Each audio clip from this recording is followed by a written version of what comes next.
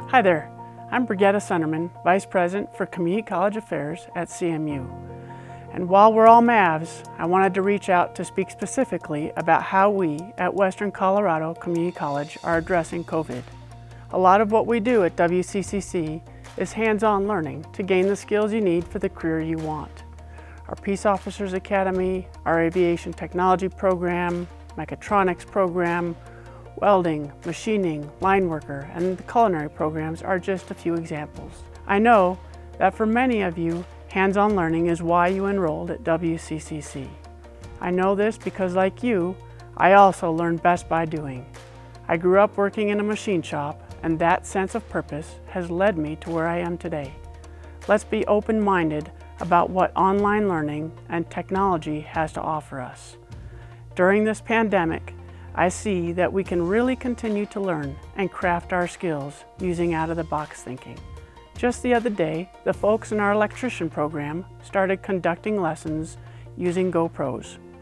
Our culinary students could be picking up curbside baking kits here at the campus and cooking from home with guidance over video conferencing. Aviation students are using flight simulators. My point is that we can elevate our skills training even as coursework migrates partially online. Our ability to change and improvise and use technology to complement our hands-on tendencies is a great exercise and growth opportunity. I also want to give a shout out to WCCC faculty and staff. You remember, President Foster told us last week that humanity has never been in a better position to respond collectively to a global health crisis. Well, he was right. And it starts with us and the amazing things we are doing to make a difference. Our team at WCCC is really pushing back against COVID-19.